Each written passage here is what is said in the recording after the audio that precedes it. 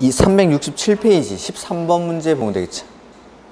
지하층에 관한 설명으로 옳은 것이라고 되어 있는데, 지하층은 건물의 층수에서 제외하죠. 그래서 지하층은 층수 산정할 때 제외하고 연면적을 산정할 때는 포함을 하고, 다만 용적률 산정할 때 연면적에서는 제외한다라는 거죠.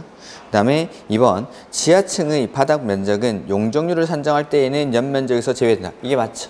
3번, 건축주는 대통령용으로 정하는 용도 및 규모의 건축물을 건축하는 경우에는 지하층을 설치해야 한다. 그래서 일정 규모 이상이 되는 건물에는 지하층을 이렇게 설치해라라는 지하층 설치의 기준이 있습니다. 이렇게. 그 다음에 4번, 지하층은 건축물의 바닥이 의무적으로 설치를 하는 게 아니라 지하층 설치를 하여야 한다가 아니라 이렇게 설치를 해야 된다는 지하층을 설치할 때의 설치의 기준이 있습니다. 설치의 기준. 설치를 의무적으로 해라가 아니라 설치의 기준이 있다라는 겁니다. 이런 것들은 그냥 3번은 굳이 안 보셔도 되겠습니다. 4번, 지하층은 건축물의 바닥이 지표면 아래에 있는 층으로서 그 바닥으로부터 지표면까지의 평균 높이가 해당 층 높이의 2분의 1 이상인 것. 3분의 1이 아니라.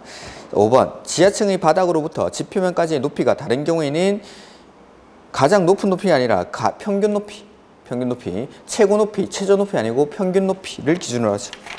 그 다음에 주요 구조부는 내력벽, 기둥, 바닥, 보, 지붕틀, 주계단 이렇게 6가지가 주요 구조부죠. 그래서 14번 문제, 주요 구조부에 해당하는 것은 기둥이죠. 그래서 다만 최하층 바닥, 사이 기둥, 작은 보, 차양 이런 것들은 주요 구조부에 해당하지 않는다라는 거. 이렇게 5개 계단 이런 것들도. 그 다음에 15번. 건축법령상 대지 면적이 160제곱미터인 대지에 건축되어 있고 각 층의 바닥 면적이 동일한 지하 2층, 지상 6층인 건축물로서 용적률이 150%라고 할 때 이 건축물의 바닥 면적은 얼마인가 라고 되어 있죠. 그래서 대지 면적이 160제곱미터이고 용적률이 150%니까 대지 면적 160제곱미터의 1.5배 만큼을 연면적으로 사용할 수 있죠. 그러면은 요때 연면적은 240제곱미터까지 연면적으로 쓸 수가 있다라는 거. 그 다음, 각 층의 바닥 면적이 동일하고 지하 2층, 지상 6층이라고 했는데 지하 2층은 용적률 산정할 때 연면적에서는 제외가 되죠. 그러니까 지상의 6층을 240제곱미터로 나눠주는 겁니다. 그러니까 6으로 나누면 각 층의 바닥 면적은 40제곱미터가 되는 거죠. 그 다음에 16번. 지하층은 건축물의 바닥이 지표면 아래에 있는 층으로서 바닥에서 지표면까지의 평균 높이가 해당 층 높이의 2분의 1 이상인 것. 기억 틀렸고. 개축은 건축물이 천재지변이나 그 밖의 재해로 멸실된 경우. 틀렸죠? 재축. 그러니까 개축은 해체하고 새로 짓는 거. 재축은 멸실되고 기존 규모 안에서 새로 짓는 거. 그 다음에 리모델링이란 건축물의 노후화를 억제하거나 기능 향상을 위해서 대수선하거나 건축물의 일부를 증축, 개축하는 행위. 맞죠? 그 다음에 용적률을 산정할 때 층수가 50층 이상, 높이가 200m 이상인 건축물에 설치하는 피난 안전구역의 면적은 연면적에서 제외한다. 그래서 50층 이상이나 높이가 200m 이상인 건물, 요걸 초고층 건축물이라고 하죠. 초고층 건축물이나 준초고층 건축물에서의 피난 안전구역은 용적률 산정할 때 연면적에서 제외되는 거죠. 그래서 옳은 것은 디귿, 디귿. 그 다음에 17번.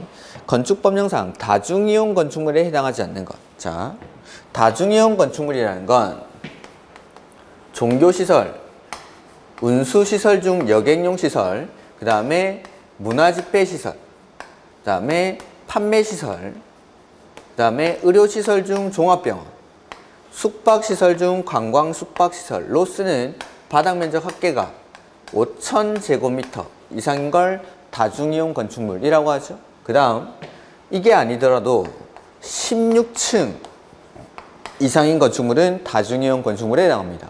그래서 종우나 5,000원짜리 문화상품권 파는데 의숙? 이렇게 했어요. 근데 이 의료시설 중 종합병원을 업무시설로 바꾸면 종우나 5,000원짜리 문화상품권 파는데 업숙? 이렇게 되면 이게 공개공지 설치대상 건축물이었죠. 공개공지 설치대상 건축물. 그래서 이런 것들, 종교시설, 운수시설, 문화집회시설, 판매시설, 의료시설, 숙박시설로 쓰는 바닥면적 합계가 5,000제곱미터 이상이거나 16층 이상인 건축물이 다중이용 건축물. 다만 여기서 제외되는 게 동물원, 식물원은 제외합니다. 동물원, 식물원은 실외. 이렇게 해서 보면은 다중이용 건축물에 해당하는 것은 이라고 되어 있는데 판매시설로 사용하는 바닥면적 합계가 5,000이 안 되고 5층이니까 이거 X. 그 다음에 문화집회시설로 사용하는 바닥면적 합계가 5,000제곱미터인데 뒤에 동물원이라서 X. 그 다음 숙박시설로 사용하는 바닥면적 합계가 3,000제곱미터. 5,000이 안 되지만 층수가 16층 이상이니까 다중이용 건축물. 3번이 맞고 교육 연구시설로 사용하는 바닥면적 합계가 5,000제곱미터인 15층의 연구소. 일단 교육 연구시설은 여기 다중이용 건축물의 건물의 종류에 해당하지 않죠. 그러면은 16층 이상이면 되지만 16층 이상도 아니니까 다중이용 건축물에 해당하지 않죠. 그 다음에 5번에 종교시설로 쓰는 바닥면적 합계가 5,000제곱미터인 2층의 종교집회장. 이건 맞죠. 정답이 두 개죠. 3번이라고 되어 있는데 종교시설. 종교시설로 쓰는 바닥면적 합계가 5,000제곱미터 이상이면은 다중이용 건축물에 해당하죠. 그래서 3번, 5번이라고 해요. 3번, 5번. 5번도 다중이용 건축물에 해당합니다. 이렇게. 그 다음에 18번. 건축법령상 중다중이용 건축물에 해당. 이거는 해당하는 것인데 해당하지 않는 것은 이렇게 바꿔야 된다. 문제를. 18번에. 그래서 준다중이용 건축물은 일단 건물의 종류는 모르더라도 바닥면적 합계가 1,000제곱미터 이상이다. 요건 좀 기억하라고 했습니다. 1,000제곱미터 이상.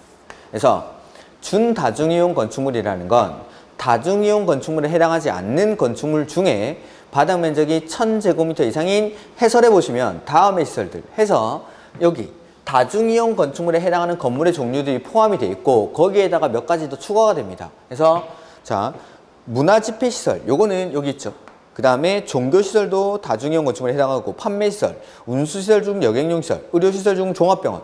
그 다음에 종합병원 밑에 두 개 내려오면은 숙박시설 중 관광 숙박시설. 요거는 그러니까 다중이용 건축물에 해당하는 건물의 종류 중에 바닥 면적이 1,000제곱미터 이상인 것.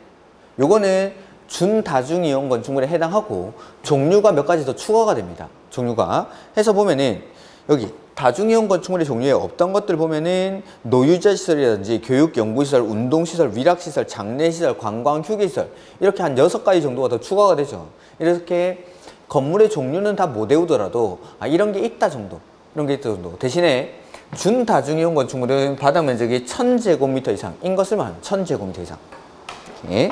그래서 일단 건물의 종류에 해당하지 않는 게 수련시설은 밑에 없었죠. 그래서 1번이 정답입니다. 나머지는 아까 다 밑에 있기 때문에.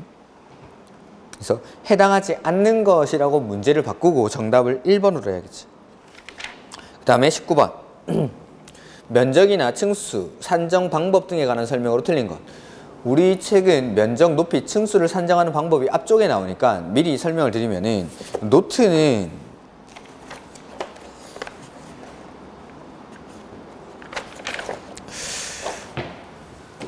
우리 노트에는 42페이지 이하에 나와 있습니다. 그래서 건축면적이라든지 바닥면적, 옆면적, 높이, 층수 등을 산정하는 방법에 대한 내용이죠. 그래서 건축법, 자, 19번 문제. 건축물의 면적, 층수 등을 산정하는 방법에 관한 설명으로 틀린 것. 공동주택으로서 지상층에 설치한 전기실, 기계실, 어린이 놀이터, 조경시설, 생활 폐기물 보관시설 이런 것들은 바닥 면적에 산입하지 않습니다. 그 다음에 층고란 방의 바닥구조체 윗면부터 위층 바닥구조체 윗면까지를 층고라고 하죠. 그 다음 지하주차장의 경사로는 바닥 면적에 산입하지 않는다. 그래서 지하주차장으로 내려가는 그 경사로 이렇게 빙글 돌아가는 내려가는 그 부분 바닥 면적에 산입하지 않는다라는 거고, 층의 구분이 명확하지 않은 건물은 건물 높이 4m마다 하나의 층으로 보고 층수를 산정을 하죠. 이렇게. 그다음에 주택의 노대 등의 바닥은 전체가 바닥 면적에 산입되는 게 아니라 주택의 노대 등의 면적은 난간의 설치 여부 등에 관계없이 노대 등의 면적에서 노대 등이 접한 가장 긴 외벽에 접한 길이의 1.5m를 곱한 값을 뺀 면적을 바닥 면적에 산입을 한다라고 했었죠. 그래서 요렇게 아파트가 있을 때 요 앞에 뭐 발코니 이런 것들을 노대라고 부르죠. 그래서 노대 등의 면적은 이 노대 등의 면적에서 노대 등이 접한 가장 긴 외벽의 접한 길이. 이 외벽의 접한 길이에 1.5를 곱한 값. 1.5를 곱한 값을 빼고, 그러니까 요만큼을 빼고 남는 부분이 있다라면 그 남는 부분을 바닥 면적에 산입을 하겠다라는 거죠. 남는 부분이 없으면 거기까지는 요 빨간색 부분은 공짜로 쓰게 해준다. 즉 바닥 면적에서 요만큼은 제외하고 남는 게 있으면 바닥 면적에 산입을 하겠다라는 뜻이죠. 네. 그 다음에 20번. 면적 산정에 관한 설명으로 옳은 것인데 공동주택으로서 지상층에 설치한 기계실, 전기실, 어린이 놀이터, 조경시설, 생활폐기물 보관시설은 바닥 면적에서 제외하고 맞고, 용적률을 산정할 때 해당 건축물의 부속용도로서 지상층의 주차용으로 쓰는 면적은 연면적에서 제외하죠. 부설주차장은. 그 다음에 건축물의 경사지붕 아래 설치하는 대피공간 역시 용적률 산정할 때 연면적에서 제외되죠. 그래서 디귿 옳고, 경사진 형태의 지붕인 경우 1.8m 이하의 다락은 바닥 면적에서 제외한다. 그래서 층고가 1.5m인 다락, 근데 경사지붕일 때는 1.8m까지는 바닥 면적에서 제외한다라고 했죠. 그래서 용적률 산정할 때 바닥 면적에서 연면적에서 제외되는 거 네 가지를 다시 보면 지하층, 그 다음에 지상층의 부설 용도로 쓰는 주차장, 그 다음에 초고층 건축물이나 준초고층 건축물에서의 피난 안전구역, 그 다음에 경사지붕 아래 설치하는 대피 공간, 이러한 것들은 용적률 산정할 때 연면적에서 제외되는 것들. 이렇게.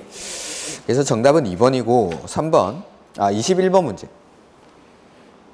틀린 것인데 준초고층 건축물에서 설치하는 피난 안전구역은 용적률 산정할 때 연면적에서 제외한다라고 해야겠죠. 연면적에서. 용적률 산정할 때 연면적에서 제외되는 거. 그 다음에 결합건축이란 건폐율이 아니라 용적률입니다. 용적률. 나중에 할 겁니다. 결합건축은 용적률을 개별 대지마다 적용하지 않고 통합해서 적용하는 거. 그러니까 여기 대지가 있고 여기 대지가 있는데 여기서 쓸 수 있는 용적률을 이쪽으로 통합해서 적용을 하는 거. 이런 것들을 결합건축이라고 했습니다. 결합건축. 건폐율이 아니라 용적률. 설계도서란 건축물의 건축 등에 관한 공사용 도면, 구조 계산서, 시방서, 그 밖에 국토교통부령으로 정하는 공사에 필요한 서류를 말한다. 네, 그렇습니다. 이런 것들 한번 읽어두십시오. 그 다음에 건축물의 옥상에 설치되는 승강기탑, 계단탑, 막루, 장식탑, 옥탑 등으로 그 수평 투영 면적의 합계가 해당 건축물 건축 면적의 8분의 1 이하인 경우에는 그 부분의 높이가 12m를 넘을 때 그 넘는 부분만 높이에 산입을 한다라고 했죠.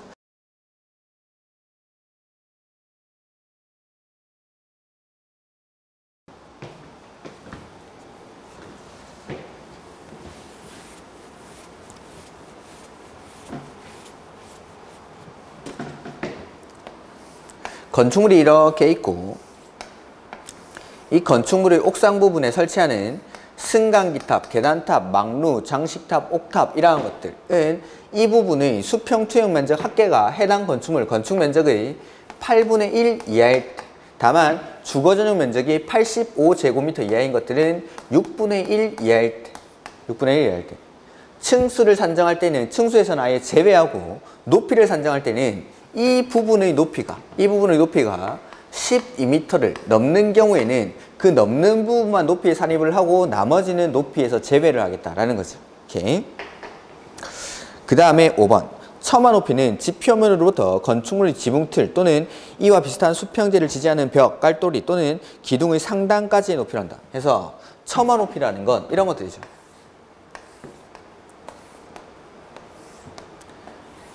건물이 이렇게 있을 때 집 표면부터 처마 끝까지 이 높이를 말하는 게 아닙니다. 그래서 집 표면부터 여기까지 지붕을 받치는 기둥이나 지붕틀, 벽, 그 깔돌이가 있는 요런데 요까지의 높이를 처마 높이라고 부르는 거예요. 처마 높이. 그래서 다시 읽어보면 처마 높이는 집 표면으로부터 건축물의 지붕틀 또는 이와 비슷한 수평재를 지지하는 벽이라든지 깔돌이 내지는 기둥의 상단까지의 높이를 처마 높이라고 하죠. 그 다음에 22번. 건축 면적에 관한 설명으로 틀린 것. 면적에 관한 설명으로 틀린 것. 연면적이란 하나 건축물의 각 층 바닥 면적의 합계를 연면적이라고 하죠. 그래서 지하층의 바닥 면적을 원칙적으로는 연면적에 포함을 합니다. 다만 용적률을 산정할 때 연면적에서는 제외를 하겠다라는 거죠.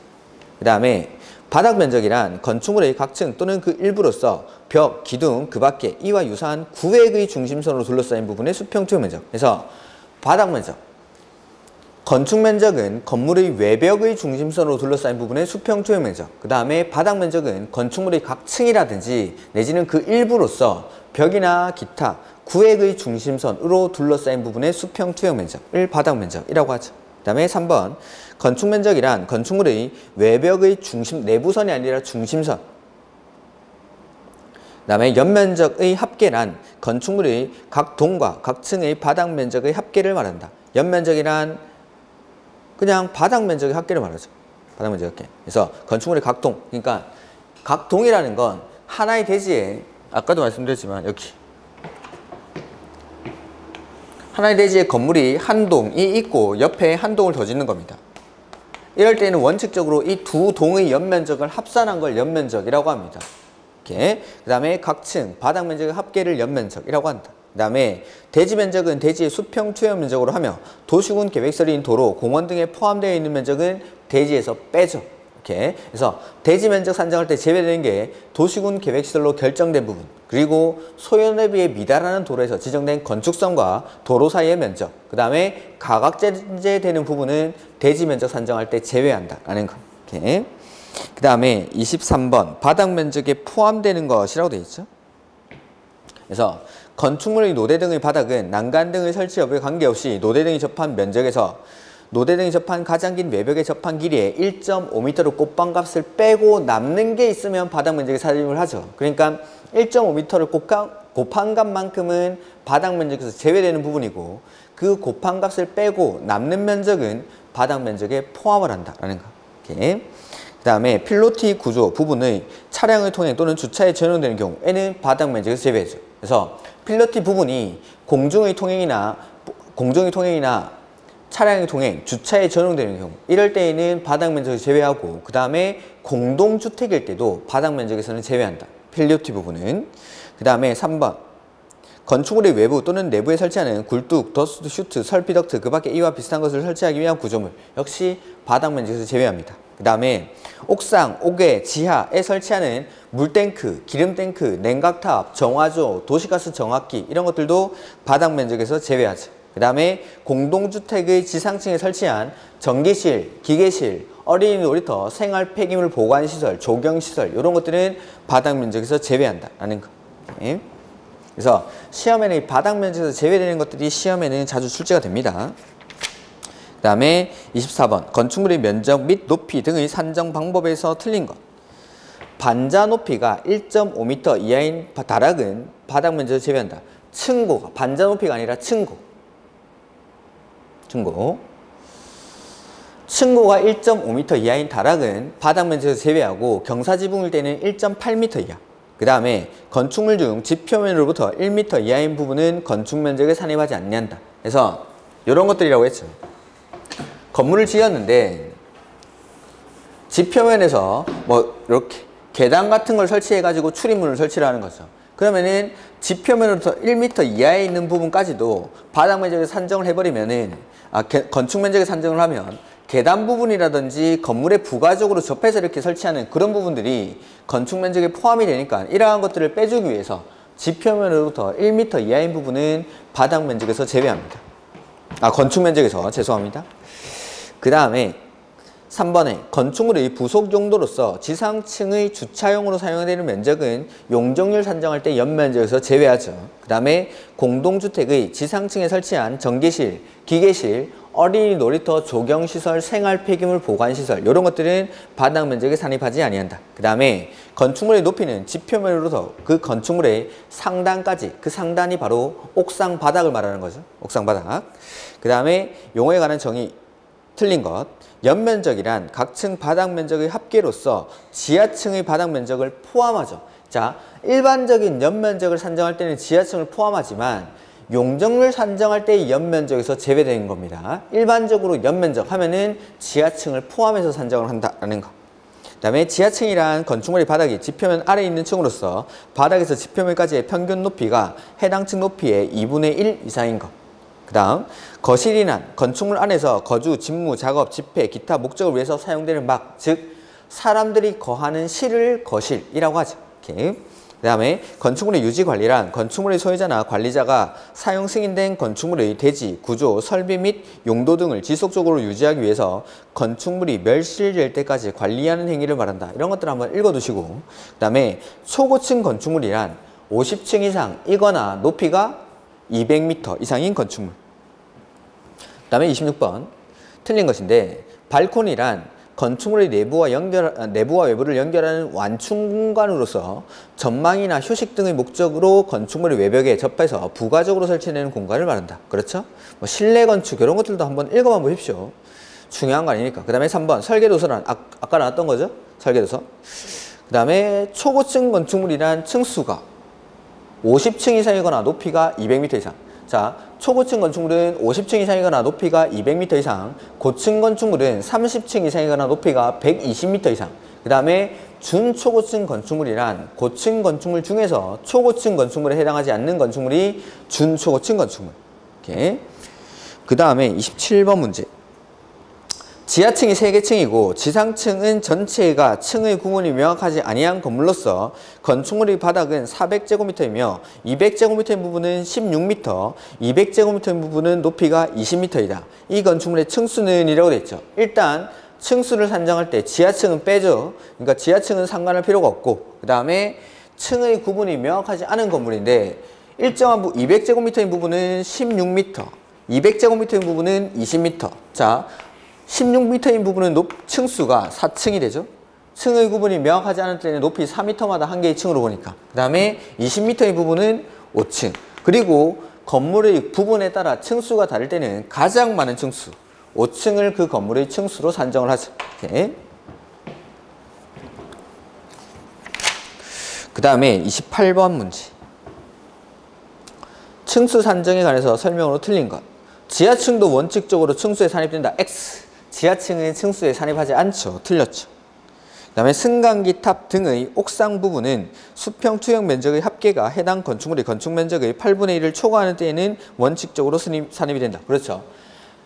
해당 건물 건축 면적의 8분의 1 이하일 때는 층수에서 제외되지만 8분의 1을 초과하면 그때부터는 이제 층수에 산입을 하는 거죠. 3번 주택법에 따른 사업계획 승인 대상인 공동주택 중 세대별 전용 면적이 85제곱미터 이하인 경우 승강기 탑 등의 옥상 부분은 수평 투영 면적 합계가 해당 건축물 건축 면적의 6분의 1을 초과할 때, 즉, 자, 원칙적으로는 8분의 1 이하일 때는 층수에서 제외되지만 주거 전용 면적 85제곱미터 이하인 것들은 6분의 1 이하일 때 제외된다라고 했죠. 그래서 6분의 1을 초과하면 그때는 층수에 산입을 하겠죠. 그 다음에 층의 구분이 명확하지 않은 건물은 그 건축물 높이 4m마다 한 개의 층으로 본다라는 거.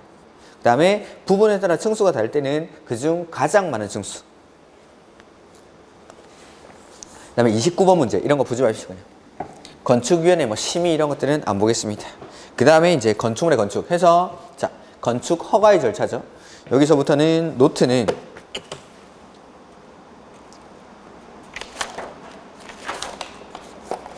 노트는 41페이지 이하를 보시면 되겠습니다. 건축 허가.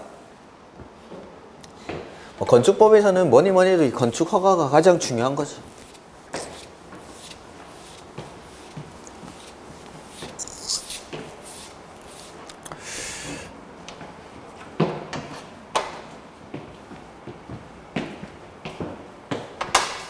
자, 노트는 41페이지 이하를 보시면 됩니다. 건물이 지어지는 절차를 보면은 맨 처음에 허가를 신청하기 전에 사전 결정이라는 제도가 있죠. 입지 규모 사전 결정이라고 하죠. 그래서 허가 대상 건축물에 대해서 허가를 신청하기 전에 허가권자에게 내가 건축이 가능한지에 대해서 물어보는 거, 이런 것들을 사전 결정이라고 하죠. 자, 사전 결정을 받고 나면 건축 허가를 신청합니다. 그 다음에 허가를 받고 나면 착공을 하고, 착공할 때에는 공사 계획을 신고해주고, 그 다음에 공사가 완료되고 나면 건물을 사용하기 위해서 사용 승인을 받아야 되죠. 사용 승인.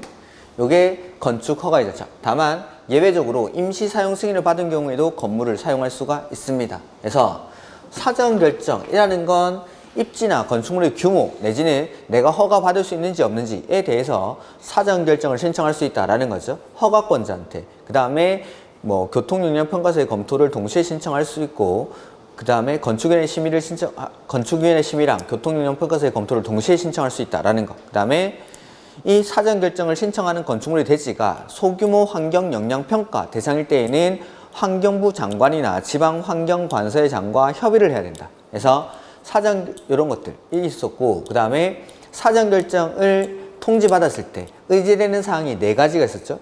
개발행위 허가, 산지 전용 허가, 농지 전용 허가, 하천 점용 허가를 의제받은 것으로 본다라는 거. 다만 산지 전용 허가는 보전산지는 도시지역일 때만.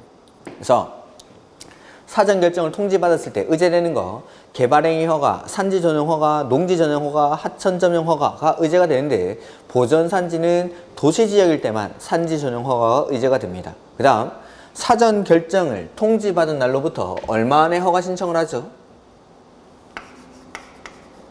2년. 안 하면 사전 결정의 효력이 상실된다라는 거. 사전 결정의 효력이 상실.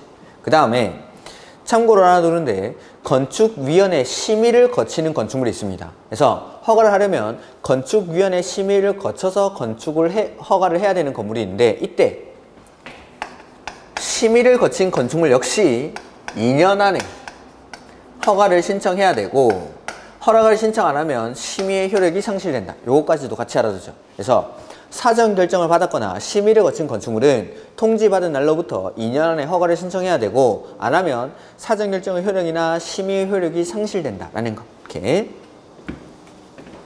그 다음에 이렇게 사전 결정을 통지받고 나면 허가를 신청하죠. 이때 허가에서 나오는 게 첫 번째, 허가권자.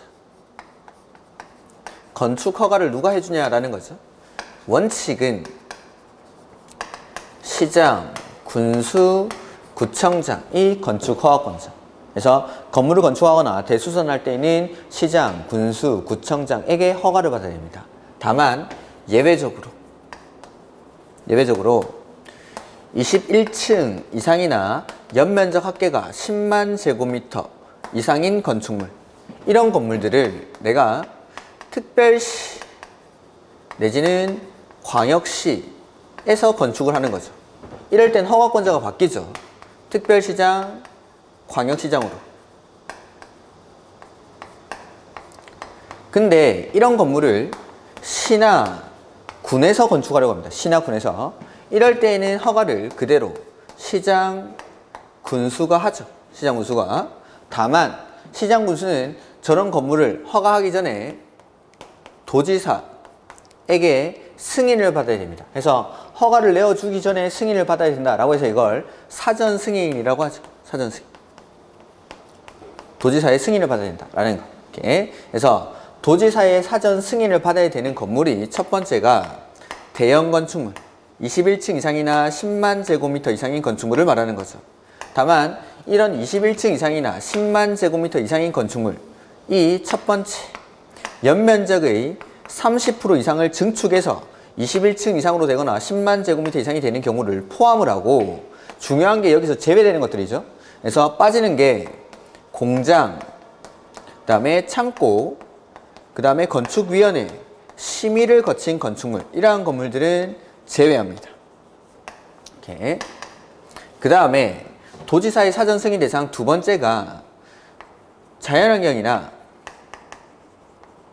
수질을 보호하기 위해서, 자연환경이나 수질을 보호하기 위해서 도지사가 지정 공고한 구역에서 면적 규모는 3층 이상이나 연면적 1000제곱미터 이상의 5가지 건물이 있었죠. 5가지. 그래서 첫 번째는 일반 업무시설, 두 번째는 일반 음식점, 세 번째는 위락시설, 그 다음에 네 번째는 숙박시설, 그 그 다음에 5번째는 공동주택. 이러한 것들은 도지사의 사전 승인을 받아야 된다. 그래서 직장인들 일반 업무시설에서 일했죠. 회식하러 일반 음식점 갔다가 2차는 위락시설. 오반 사람 집에 못 가니까 숙박시설에 재우고 나머지는 공동주택 집에 간다고 그랬죠. 그 다음에 도지사의 사전 승인 대상 3번째는 주거환경이나 교육환경을 보호하기 위해서, 주거환경이나 교육환경을 보호하기 위해서 역시 여기도 도지사가 지정 공고를 해야 되죠. 구역 안에서 규모는 따로 없고 뭐 지을 때? 위락시설이나 두 번째는 숙박시설을 건축할 때 요게 도지사의 사전 승인 대상, 도지사의 사전 승인 대상. 이렇게 이게 크게는 이제 허가권자죠. 다시 한번 보죠. 허가권자. 건물을 건축하거나 대수선할 때는 원칙, 시장, 군수, 구청장한테 허가를 받아야 되죠. 다만 21층 이상이나 10만 제곱미터 이상인 건축물을 특별시나 광역시에서 건축할 때는 특별시장, 광역시장이 허가를 하고, 시나 군에서 건축할 때는 시장, 군수가 허가를 하지만 시장, 군수는 허가를 내어주기 전에 도지사의 사전 승인을 받아야 된다라는 거. 그래서 도지사의 사전 승인 대상이 되는 게 첫 번째가 대형 건축물. 그 대형 건축물은 21층 이상이나 10만 제곱미터 이상인 건축물인데 건축물 연면적의 30% 이상을 증축해서 21층 이상으로 되거나 10만 제곱미터 이상이 되는 경우를 포함을 하고, 여기서 제외되는 게 공장, 창고, 심의를 거친 건축물. 그 다음 두 번째는 자연환경이나 수지를 보호하기 위해서 도지사가 지정 공고한 구역에서 3층 이상이나 1000제곱미터 이상인 일반 업무시설, 일반 음식점, 위락시설, 숙박시설, 공동주택을 지을 때는 사전 승인을 받아야 된다. 세 번째, 주거환경이나 교육환경을 보호하기 위해서 역시 도지사가 지정 공고한 구역에서 규모는 따로 없고 위락시설, 숙박시설을 지을 때는 도지사의 사전 승인을 받아야 된다라는 거죠. 이게 허가권자. 그 다음에 건축 허가를 신청할 때, 요거는 이제 노트에는 따로 정리가 안 돼 있는데 우리 요약서를 뭐 보아도 되고 나중에 문제에 나올 거니까 찾아보지 않으셔도 상관은 없는데,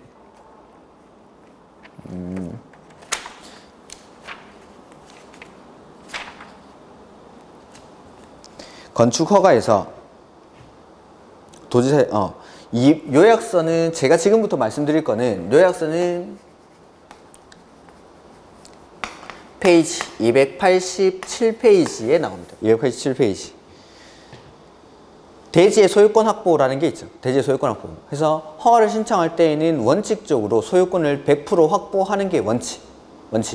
다만 소유권을 100% 확보하지 않더라도 허가를 받을 수 있는 경우가 있습니다. 첫 번째, 권원을 확보했을 때. 다만 분양을 목적으로 하는 공동주택은 권원만 가지고는 안 되죠. 두 번째는 건축주가 건축물의 노후화라든지 구조 안전 등 대통령령으로 정하는 사유로 건축물을 신축, 증축, 개축, 재축, 리모델링 하기 위해서 건축물 소유자의 공유자의 80% 이상의 동의를 얻고 동의한 사람이 가지고 있는 지분의 합계가 80% 이상일 때. 그 다음에 세 번째는 요거는 참고로 보십시오. 주택과 주택 외시설을 동일한 건축물로 건축하는 경우로서 주택법에 따른 사업계획 승인을 받기 위한 소유권 확보에 관한 규정을 준용한 소유권을 확보했을 때. 이렇게. 그 다음 요 3번은 시험에 좀 나오기 힘드니까 참고로 보시고, 4번에 건축하는 대지에 포함된 국유지, 공유지에 대해서 허가권자가 그 국공유지 관리청에게 해당 토지를 건축주에게 매각하거나 양리할 것을 확인받은 경우. 다섯 번째는 집합 건물의 공용 부분을 변경하기 위해서 직권법에 따른 결의가 있었음을 증명했을 때. 에는 요거 건축 허가를 받을 수가 있다라는 것. 소유권을 100% 확보하지 않더라도. 그 다음에 편김에 286페이지 같은 데 보시면은 사전 승인 대상이 나오고 가로 3번에 불허가 처분이라는 게 나오죠. 그래서 허가를 거부할 수 있는 경우가 있습니다. 허가권자는 다음의 어느 하나에 해당하는 사유가 있을 때에는 건축위원회 심의를 거쳐서 허가를 하지 아니할 수 있다는 거. 허가를 하지 아니할 수 있다. 해서 보면은 첫 번째는 위락시설이나 숙박시설에 해당하는 건축물의 건축을 허가하고자 하는 경우 해당 대지에 건축하려는 건축물의 용도, 규모 또는 형태가 주거환경이나 교육환경 등 주변 환경을 고려할 때 부적합하다고 인정될 때. 그 다음 국계법에 따른 방제지구나 자연재해 위험 개선지구 등 상습적으로 침수되거나 침수가 우려되는 지역의 지하층 등 일부 공간을 주거용으로 사용하거나 거실을 설치하는 것이 부적합하다고 인정할 때에는 건축위원회의 심의를 거쳐 허가를 하지 아니할 수 있다. 이게 허가 거부 사유. 그 다음 가로 4번에 나오는 게 허가의 필요적 취소 사유죠. 자, 여기 허가받고 나서 착공은 원칙 얼마 안에? 2년 안에 착공을 해야 되죠. 다만 공장은 3년. 다만 정당한 사유가 있을 때는 이 기간을 1년 동안 연장을 해주죠. 근데 안 하면 허가를 취소하여야 한다. 그래서 착공 의무 기간 안에 착공을 안 했을 때에는 허가를 취소해야 되고, 착공을 했는데 공사 완료가 불가능할 때, 세 번째는 착공 신고 전에 경공매 등으로 대지의 소유권을 상실한 때부터 6개월이 경과했음에도 불구하고 착공이 불가능하다고 판단될 때에는 허가를 취소하여야 한다 라는 거. 이건 필요적 취소 사유였죠. 허가를 취소하여야 한다, 이런 것들. 그 다음에 건축 허가의 제한이라는 게 나와야 되는데, 여기 우리 책에는 저기 다른 데 있는 것 같으니까 건축 허가 제한을 제가 여기서 따로 설명을 드리죠. 허가 제한은 저 뒤에 있는 것 같은데 288, 289의 제한이 나오죠.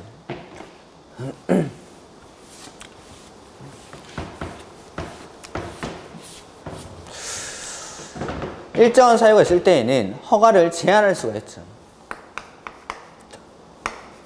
건축 허가 제한. 그래서 자, 허가는, 건축 허가라는 건 기속행위이기 때문에 허가권자가 자기 마음대로 허가를 거부할 수 없습니다. 다만 아까 허가 거부 사유는 했죠. 건축위원회 심의를 거쳤을 때 딱 2가지 사유가 있을 때는 허가를 거부할 수 있습니다. 예외적으로 위락시설이나 숙박시설이 주변의 교육환경이나 주변 환경 등을 고려할 때 부적합하다고 인정하는 경우에는 허가를 하지 아니할 수 있다. 두 번째는 방제지구나 자연재해 위험 개선지구 등 상습적으로 침수가 되거나 침수가 우려되는 지역의 지하층 등 일부 공간을 주거용으로 사용하거나 거실을 설치하는 것이 부적합하다고 인정할 때 마찬가지 심의를 거쳐서 허가를 하지 아니할 수 있다. 아주 이렇게 예외적인 경우에만 건축위원회 심의를 거쳐서 허가를 하지 아니할 수 있다.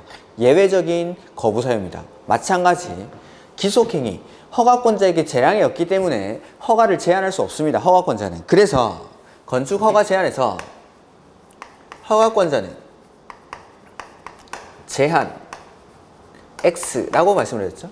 그래서 건축 허가를 제한할 수 있는 사람은 국장이 제한하거나 시 도지사가 제한합니다. 국장이나 시 도지사가. 자, 제한이 나오면 항상 나와야 되는 게 왜 제한하는지, 왜 제한하는지. 그래서 국장이 제한하는 경우는 국토관리를 위해서 특히 필요하다고 인정하거나 주무부 장관의 요청이 있을 때, 시 도지사는 지역 계획이나 도시, 군 계획상 특히 필요하다고 인정할 때에는 허가권자의 허가를 제한할 수도 있고 허가받은 건축물의 착공도 제한할 수 있습니다.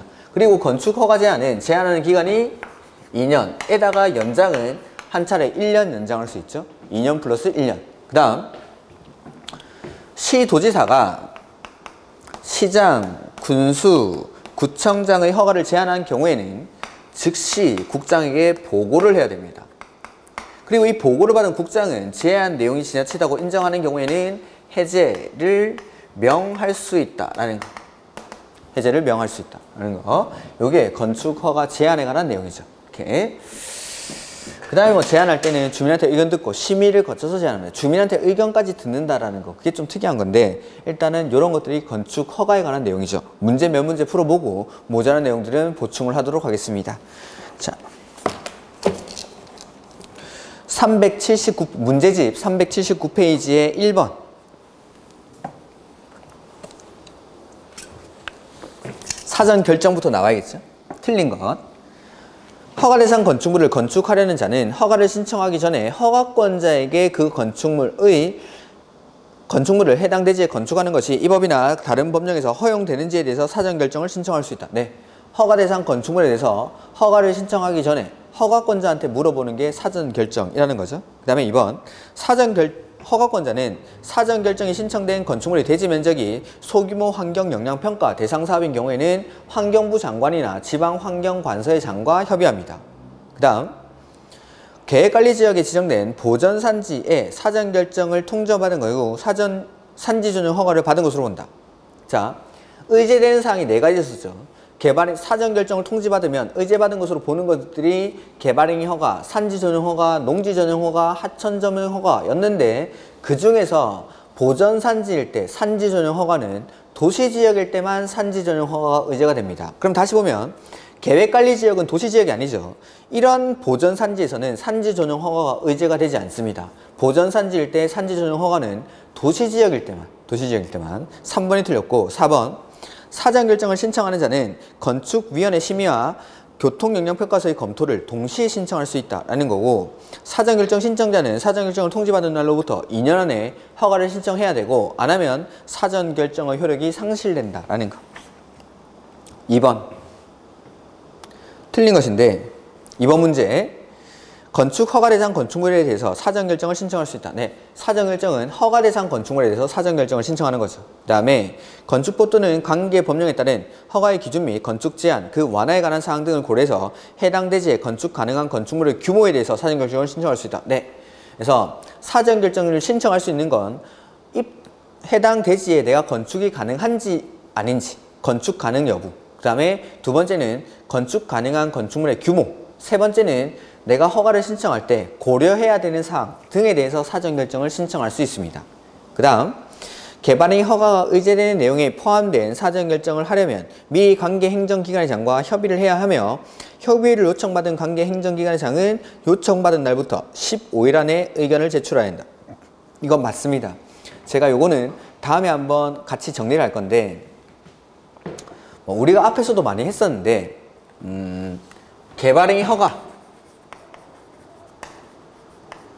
내지는 실시계획 인가를 받으면 사업 시행계획 인가를 받으면 여러 의제받는 사항들이 있죠. 근데 뭐가 의제되는지는 뭐 열 몇 가지씩 20몇 가지씩 되니까 뭐가 개발행위 허가 받으면 의제되는 거 뭐가 의제되는 것으로 본다 이런 것들은 외울 수는 없습니다. 외울 수 없으니까 개발행위 허가를 받은 경우 허가 받은 것으로 본다 승인 받은 것으로 본다 하면은 옳은 지문인데 자 개발행위 허가 실시계획 인가를 신청할 때 같이 허가받고 싶은 사항이 있을 때는 그 관련 서류를 함께 제출한다고 했죠.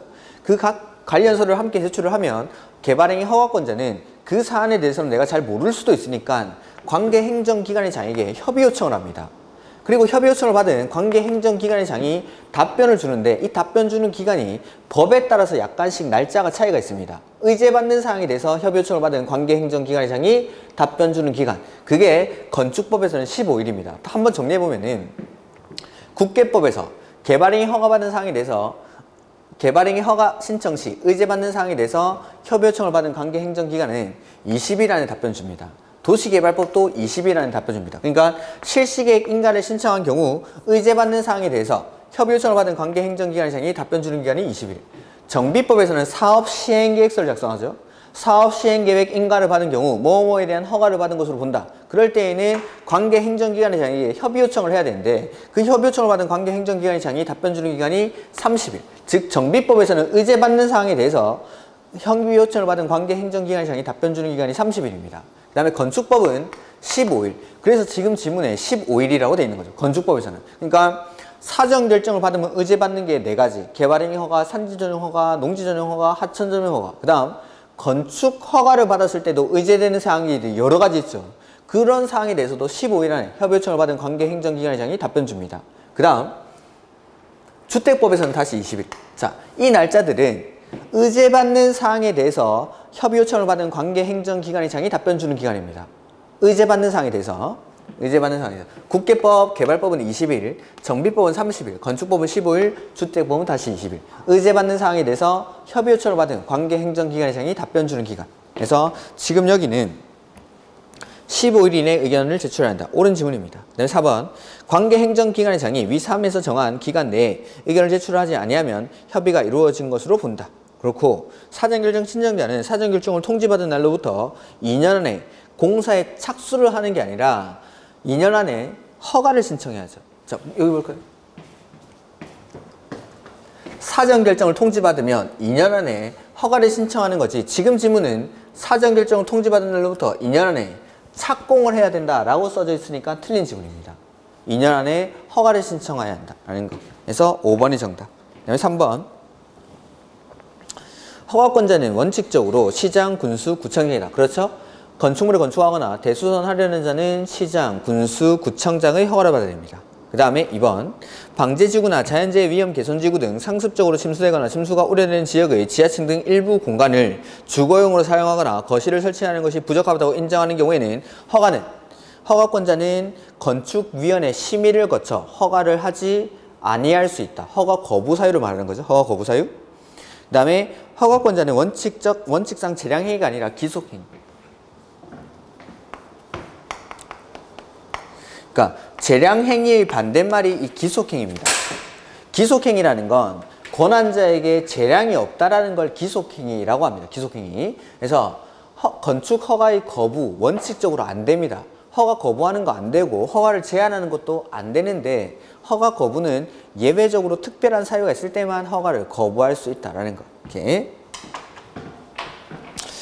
그 다음에 4번 초고층 건축물을 특별시나 광역시에서 건축하려면 특별시장, 광역시장이 허가를 받아야 된다. 자, 초고층 건축물이라는 건 층수가 50층 이상이죠.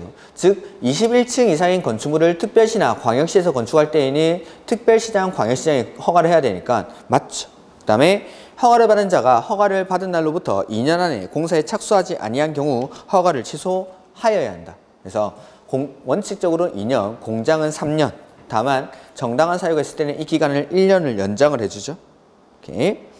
그 다음에 4번 문제에는 지금 건축 신고 대상이 같이 들어와 있어서 조금 쉬었다가 건축 신고를 정리를 하고 쭉 풀도록 하겠습니다.